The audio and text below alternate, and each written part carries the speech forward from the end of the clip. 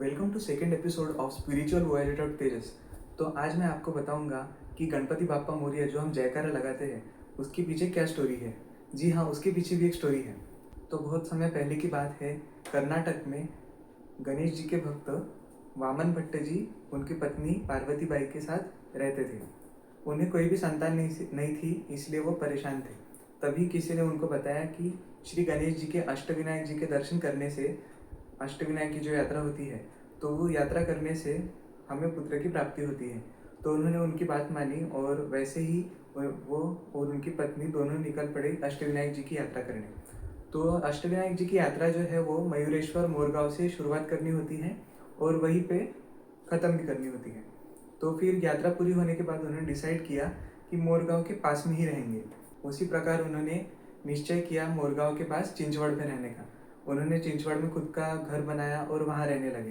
तभी एक दिन उनके तरफ से प्रसन्न होकर गणपति जी ने उनको स्वप्न में, दोनों को यानी सेम ही सपना आया और उसमें बताया कि आपको पुत्र रत्न की प्राप्ति होगी जल्द ही और आपका पुत्र एक महान भक्त बनेगा।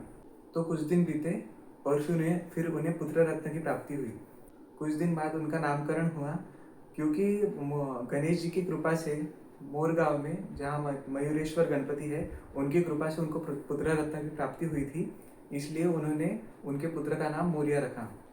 समय के साथ मोरिया बड़े होते गए और जैसे कि गणेश जी ने सपने में बताया था कि उनका बेटा बहुत बड़ा भक्त बनेगा गणपति जी का, तो उन्होंने भी यानी जब से वो छोटे थे मोरिया, तब से यानी वो चीज़ पर काम करना शुरू कर दिया, यानी भक्ति के तरफ झुकाव डालना शुरू कर दिया और सब कुछ यानी स्पिरिचुअल जो चीज़ें होती है वो सिखाते गए बचपन से ही।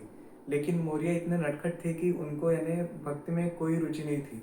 उनको रुचि थी खेलने कूदने में और सबसे ज़्यादा रुचि थी खाने में। कुछ यानी नई नई प्रकार की मिठाइयाँ खाना, यानी फूडी टाइप थे वो।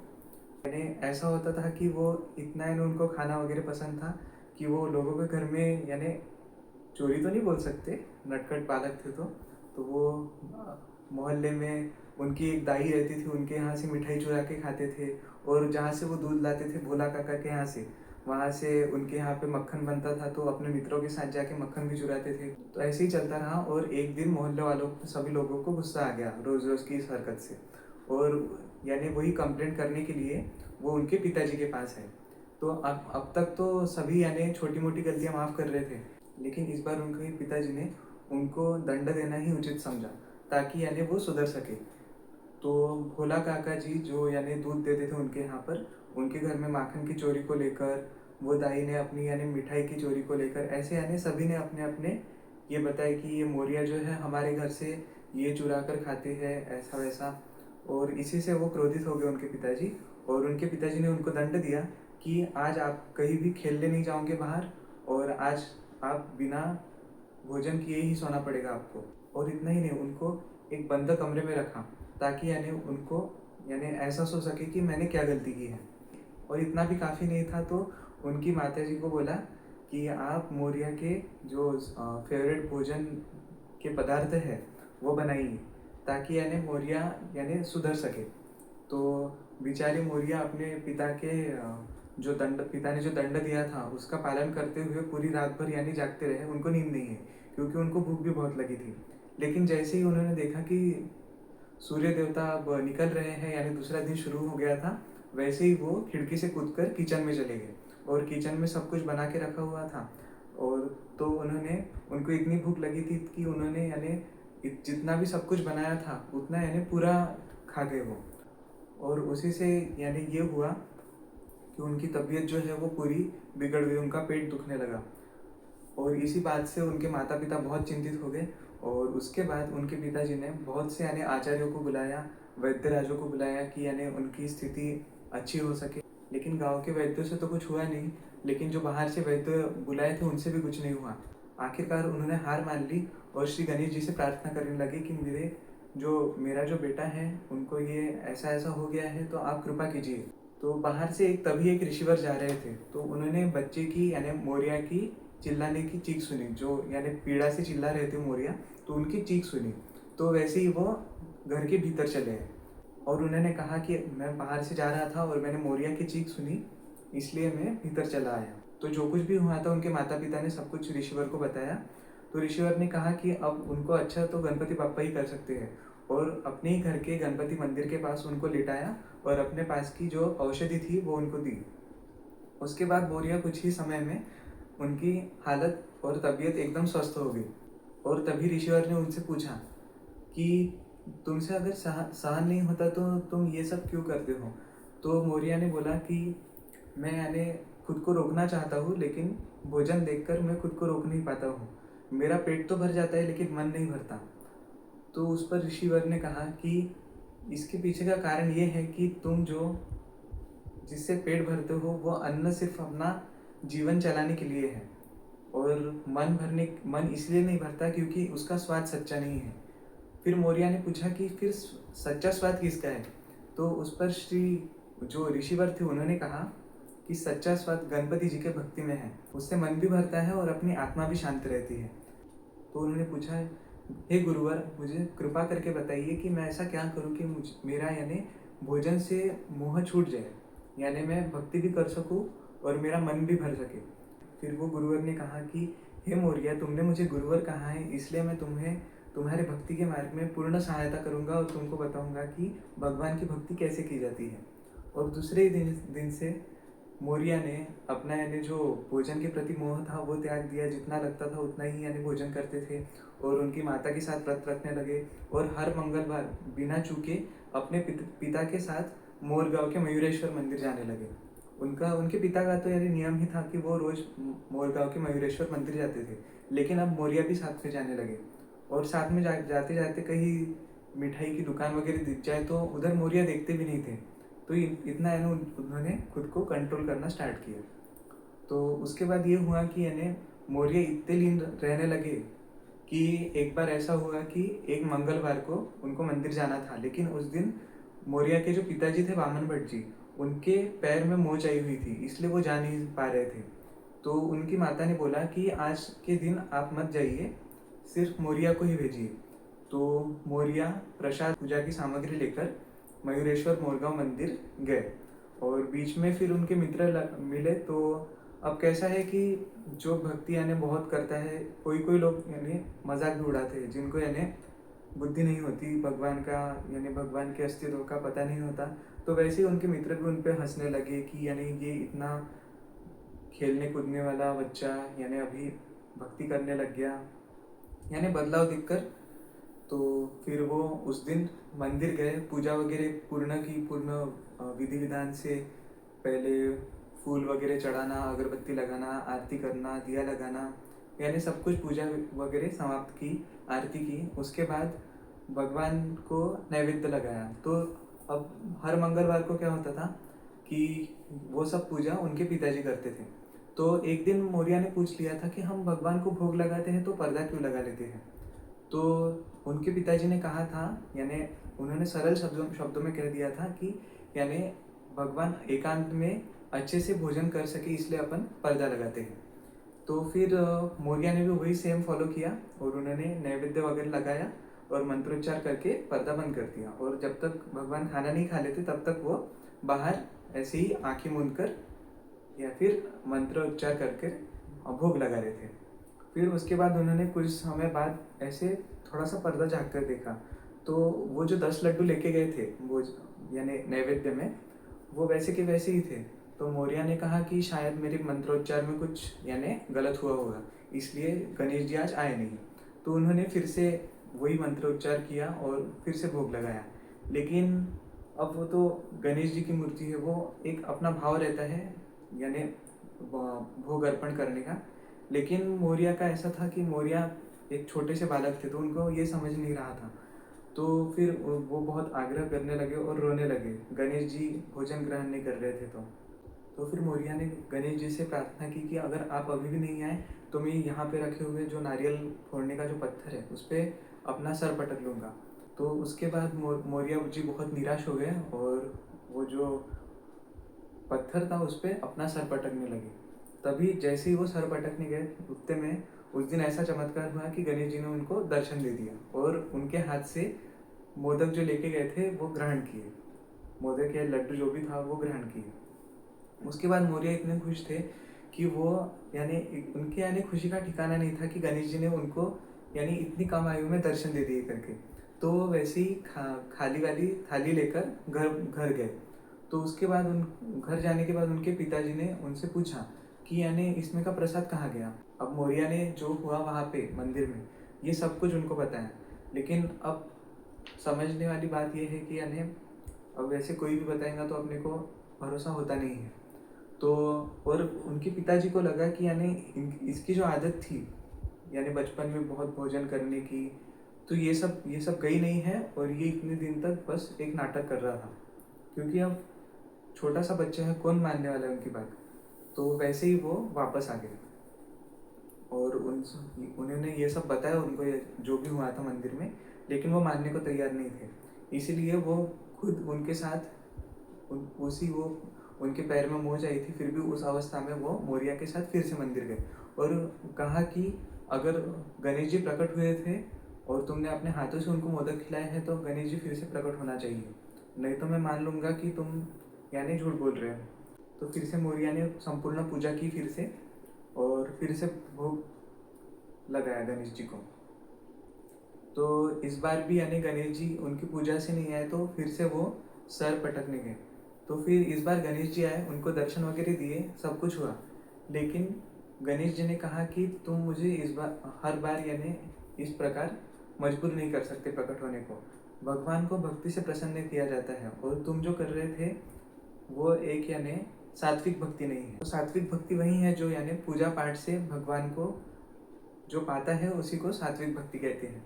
और मौर्य ने भी तब उनको वचन, गणेश जी को वचन दिया कि आज के बाद मैं आपको ऐसे मजबूर करके कभी नहीं बुलाऊंगा, अपने भक्ति से ही बुलाऊंगा और अपनी भक्ति से ही आपके दर्शन करूंगा। और ये सब दृश्य अभी उनके पिताजी ने भी देख लिया था। लेकिन अब समझाने वाली बात ये थी कि उनके पिता भी अब उतने से बालक को नहीं समझा पा रहे थे कि ये तुमको दर्शन हुआ, मुझे हुआ, लेकिन ये अगर तुम और किसी तीसरे व्यक्ति को, उनकी माताजी को बताएंगे, ठीक है, माताजी भी विश्वास कर लेंगी। लेकिन अब मौर्य इतने खुश थे कि उन्होंने जो भोला काका थे दूध वाले, उनके पूरे मोहल्ले में बता दिया कि आज ऐसा ऐसा हुआ, गणेश जी ने मुझे स्वयं दर्शन दिए।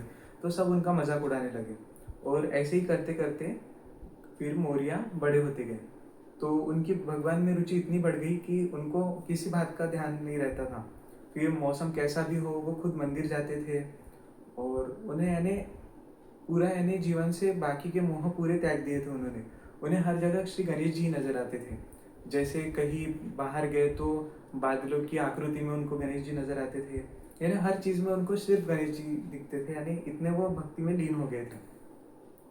और इसी के साथ ये एक चिंता का कारण भी बन गया था उनके पिता के लिए।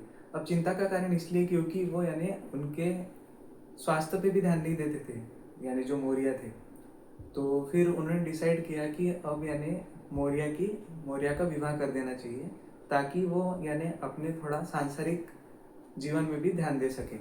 तो ये सब उन्होंने मौर्य से डिस्कस किया। लेकिन मौर्य ने कहा कि ये सब शादी वगैरह मेरे लिए थोड़ी है। तो फिर उन्होंने समझाया, उनके माता पिता ने मौर्य को, कि ये भी गणेश जी की ही एक इच्छा है और तुम अगर गृहस्थाश्रम नहीं करोगे तो तुम्हें भगवान प्राप्त नहीं हो सकते। गणेश जी की इच्छा मानकर मौर्य ने विवाह के लिए हाँ कर दी। और फिर दूसरे ही दिन वो लड़की देखने गए। तो फिर वहाँ जो लड़की देखने गए तो वहीं पे मौर्य ने सब कुछ फिक्स होने के बाद उनसे पूछ लिया कि मैं एक गणेश भक्त हूँ बोले, और मैं सांसारिक चीज़ों में ध्यान नहीं दे पाऊँगा और तुम्हारे ऊपर ज़्यादा ध्यान नहीं दे पाऊँगा, तो क्या तुम मुझसे अभी विवाह कर सकती हो क्या। तो जो उनकी पत्नी थी वो भी धार्मिक थी, लेकिन उतने जितने मौर्य थे उतनी भी नहीं, लेकिन वो धार्मिक थी। तो उन्होंने कहा कि जो गणेश जी की इतनी पूजा करते होंगे वो सांसारिक धर्म भी अवश्य बहुत अच्छे से निभाएंगे। और इसी प्रकार उनका विवाह हो गया। और पहले ही दिन से जो उस विवाह के बाद जो शुरू हुआ, अब वो सुनिए। विवाह के पहले ही रात में उन्होंने उनसे पूछा कि आपको गणेश पुराण याद है क्या। तो उन्होंने कहा कि उनकी पत्नी ने कहा कि मुझे शिव पुराण याद है, लेकिन गणेश पुराण में पूरा याद नहीं है। तो शादी की वो पहली रात उन्होंने गणेश जी का पुराण सुनाया और उन वो सब सुनते सुनते उनकी पत्नी को नींद भी लग गई। दूसरे दिन का सूर्योदय होते बराबर वो मंदिर के लिए निकल गए और ऐसा ही सब चल रहा था। वो यानी अपनी पत्नी पर ध्यान ही नहीं देते थे, ध्यान ही नहीं देते थे मतलब उनका ध्यान सिर्फ गणेश जी की पूजा में ही रहता था, इसलिए वो यानी सांसारिक इससे एकदम परे हो चुके थे। तो फिर ऐसा बहुत दिन तक चलता रहा और फिर उनकी यानी पत्नी को भी ऐसे यानी निराश होने लगी उनकी पत्नी, और उन्होंने कहा कि अब मैं यानी यहाँ नहीं रह सकती, और वो अपने मायके जाने के लिए जिद करने लगी। तभी उनके मम्मी पापा ने उनको फिर से समझाया, शादी के बाद का जीवन होता है वो भी एक तप ही होता है, और गणेश जी सिर्फ भक्ति से प्रसन्न नहीं होते, तब भी करना पड़ता है। उसका अर्थ मोरिया जी ने ऐसा लिया कि अब तब करना पड़ेगा, तब जाके गणेश जी प्रसन्न होंगे। तो दूसरे ही दिन वो अपने गुरुवर से मिलने चले गए। तो उनके गुरुवर ने उनको सुझाव दिया कि आप 42 डेज का एक तप कीजिए, जिससे आपको यानी परम शांति मिलेंगी और आप गणेश जी के दर्शन करने के और नज़दीक यानी भक्ति इतनी और स्ट्रांग हो जाएंगी कि आप गणेश जी के दर्शन कर पाएंगे। तो गुरुवर का कहना मानकर दूसरे ही दिन से थेऊर वन के पास, करा नदी के पास, उन्होंने 42 दिन का तप करना शुरू कर दिया, वो भी अन्न जल त्याग करके। पूरे 42 दिन तक तप होने के बाद उन्होंने जब फिर से गुरुवर से पूछा कि यानी अब तो ये तब भी समाप्त हो गया, फिर भी गणेश जी ने मुझे दर्शन नहीं दिए। तो फिर वो जो गुरुवर थे वो कहने लगे, गणेश जी तुमसे प्रसन्न अभी इसीलिए नहीं है क्योंकि तुमने एक भूल की है। तो मोरिया ने पूछा कि ऐसी कौन सी भूल होगी मुझसे भक्ति में। तो फिर वो गुरुवर ने बोले कि आपने आपका जो गृहस्थ जीवन है उसमें तनिक भी ध्यान नहीं दिया है, इसलिए गणेश जी आपसे रुष्ट है। तो फिर उनकी बात जो है मोरिया समझ गए और अपने फिर गृहस्थ जीवन में ध्यान देने लगे। लेकिन उनकी भक्ति अभी भी यानी कुछ भी चेंज नहीं आया था उनकी भक्ति में। लेकिन उसके बाद उन्होंने अपने गृहस्थ जीवन में ध्यान देना शुरू किया और समय के साथ उनके माता पिता का देहांत हो गया। और जो मोरिया थे उनको एक बेटा हुआ जिसका नाम था चिंतामणि, और चिंतामणि की भी शादी हो गई जिनको 2 बेटे थे। ऐसे मोरिया जो है अब दादाजी भी बन चुके थे। लेकिन जो गणपति जी के प्रति उनकी भक्ति थी वो अभी भी ऐसी ही थी। यानी वो गणपति जी के भक्ति में अभी भी इतना यानी बूढ़े होने के बाद भी इतना लीन रहते थे कि यानी एक बार तूफान तक आ गया था, लेकिन वो मंदिर जाना यानी वो उस दिन भी मंदिर गए थे, और कभी कभी ताला भी लग जाता था मंदिर में, तो यानी तभी भी जाते थे गणेश जी के मंदिर में वो। और इसी प्रकार फिर दिन चलते गए, और एक दिन तो ऐसा हुआ कि वो गणेश जी की पूजा कर रहे थे, और उस दिन जो उनके बेटे थे मोरिया जी के, चिंतामणि, उनको किसी काम से बाहर जाना था, इसलिए उन्होंने कहा मोरिया जी से कि पिताश्री आज के दिन आप दूध ले आइएगा, मैं शाम तक घर यानी देर से आऊँगा। और उनकी जो पत्नी थी उनको भी कहीं जाना था बाहर, तो उन्होंने कहा कि बाहर मैंने अनाज डाला है तो उस पर ध्यान रखिएगा कहीं चिड़िया चुग ना ले। और जो उनके पोते थे वो दोनों ने भी अपनी जो पतंग थी वो उनके पास संभालने के लिए दे दी। लेकिन गणपति जी के पूजन में इतना यानी व्यस्त थे वो कि यानी उनका पूरा ध्यान इतना रहता था गणेश जी की पूजा में कि वो ये सब बातों पर ध्यान ही नहीं दे पाए। तो भोला काका जो है दूध लेके शाम को आए उनके घर और कहने लगे कि मैं इनको बचपन से देख रहा हूँ, बोलते बचपन में भी कहता था, बोलते कि गणेश जी ने दर्शन दिया है, और अभी भी इस आस में बैठा है, बोलते कि गणेश जी दर्शन देंगे, अजीब ढोंग है। तो ये सब बातें यानी इतने यानी ताने मारते रहते थे जो गांव के लोग हैं, ये सब बातें सुनकर उनके मित्र हो गए या फिर मोहल्ले वाले हो गए, ये सब उनको ताने मारते रहते थे। और उस दिन दूध भी नहीं ला पाए वो मोरिया जी, और जो अनाज था वो भी चिड़िया चुग गई, और जो पतंग थी वो भी उड़ गई थी हवा के कारण।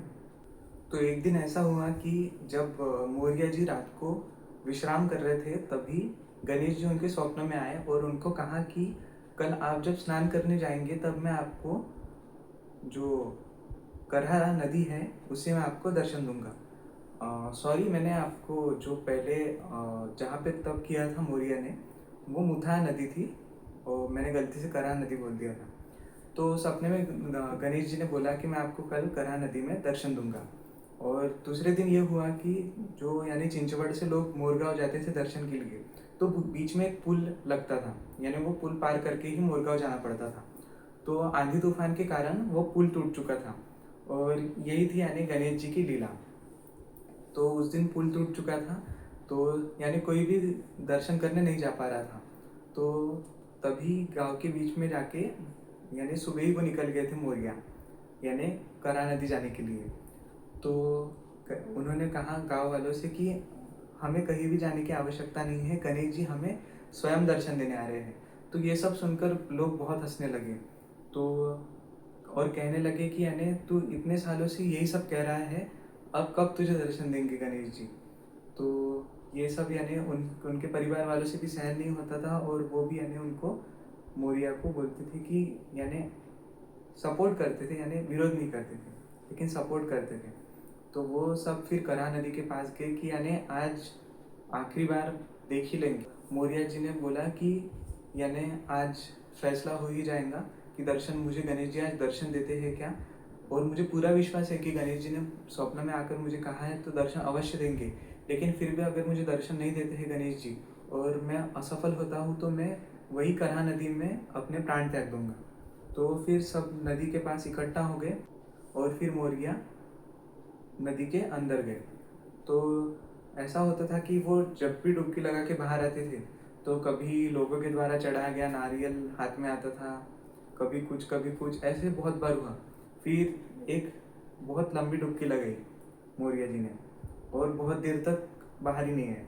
तो जो गांव वाले थे वो सभी चिंतित हो गए और कुछ तो ये भी कह रहे थे कि ये यानी इन्होंने जो कहा था वो ये कर नहीं पाए और गणेश जी ने इनको दर्शन नहीं दिया, इसलिए उन्होंने प्राण त्याग दिए। लेकिन जो एक्चुअल में हो रहा था वो जो उन्होंने डुबकी लगाई थी तब उनको गणेश जी ने अंदर दर्शन दे दिया था। और दर्शन वगैरह होने के बाद यानी अंदर से एक प्रकाश आ रहा था बाहर।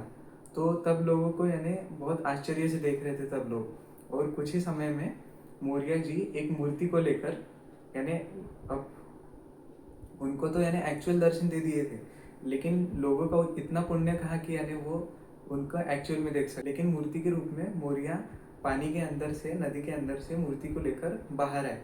तभी सबको आश्चर्य हुआ और तभी से फिर सबने जो जैसे यानी गणेश जी ने उनको बोला था मोरिया को कि आपका नाम मेरे नाम के साथ जुड़ जाएगा, तो वैसा ही हुआ। जैसे ही वो नदी में से गणेश जी की मूर्ति लेकर बाहर आए वैसे ही सबने जयकारा शुरू किया, गणपति बाप्पा मोरिया, गणपति बाप्पा मोरिया। और इसी प्रकार तब से यानी जयकारा जो हम लगाते हैं गणपति बाप्पा मोरिया, तो इस प्रकार वो जयकारा कनेक्टेड है। यानी इनकी यानी इतनी पावरफुल भक्ति थी यानी अनमैचेबल। और उसके बाद ये हुआ कि वो जो मूर्ति वो लेकर आए थे वो मूर्ति उन्होंने चिंचवड़ में मंदिर बनाकर स्थापना की। और फिर वहाँ पे मोरिया जी से मिलने के लिए बहुत दूर दूर से लोग आते थे, भक्त आते थे और जिनको पीड़ा वगैरह होती थी वो यानी उन्हीं के पास आते थे और निवारण भी होता था पीड़ा का। तो ये सब ऐसा होने लगा। और इवन जो हमारे संत है, संत तुकाराम और संत रामदास, तो वो स्वयं भी यानी मोरिया जी से मिलने आए थे। यानी वो चिंचवड़ में जो मंदिर है वहाँ पे रामदास जी और तुकाराम महाराज दोनों मिलने आए थे गणेश जी से। और जो हमारी जो सुख करता दुख हरता आरती है मराठी की, वो भी तभी से शुरू है जब से वो स्थापना हुई। और मैंने एक पॉइंट मिस कर दिया, जो 42 डेज की तपस्या की थी वो तपस्या से जो मोरिया थे उनको अष्ट सिद्धियाँ प्राप्त हुई थी। अष्ट सिद्धियाँ प्राप्त करना एकदम सरल नहीं होता। पूरे यानी पृथ्वी पर हनुमान जी को प्राप्त है अष्ट सिद्धियाँ, और वो तब से मोरिया जी को अष्ट सिद्धियाँ प्राप्त हुई थी और वो गोसावी मोरिया कहलाए थे तब से। वो यानी तब करने के बाद वो भी एक गोसावी बन गए थे। तो जो आज मंदिर है चिंचवड़ में, यानी वो मंदिर स्थित है पवना नदी के पास चिंचवड़ में। तो जो वो मंदिर है चिंचवड़ में पवना नदी के पास, उसको गोसावी मोरिया मंदिर भी कहते हैं। तो ये जो मंदिर है ये मोरगांव से चिंचवड़ के बीच में जो दूरी है 70 कुछ तो भी इतने दूरी पर है। तो जिस दिन तुकाराम महाराज और रामदास जी मोरिया से मिलने गए थे उस दिन आरती वगैरह सब कुछ होने के बाद फिर जो यानी गणेश जी से आदेश आया था मोरिया जी को, उन वो सभी को यानी वहाँ उपस्थित सभी को उन्होंने सुनाया कि यानी मेरे गणेश जी का मुझे बुलावा आ गया है और वो उन्होंने उस तभी जीवित समाधि ले ली, यानी जीवित अवस्था में वो गणेश जी में समा गए। तो जहाँ पे वो गोसावी जी का मंदिर है, मौर्या जी का, वहाँ पे समाधि भी है और उनके द्वारा स्थापित की गई गणेश जी की मूर्ति भी है। तो ये थी कहानी। थोड़ा लॉन्ग वीडियो है, लेकिन आशा करता हूँ कि आप वीडियो पूरा देखेंगे। तो अगर आपको ये स्टोरी अच्छी लगी होंगी तो आप मेरे जो इंस्टाग्राम पेज है spiritualvoyager.tejas उसको फॉलो ज़रूर कीजिएगा और नेक्स्ट पार्ट के लिए भी रेडी रहिएगा। Thank you.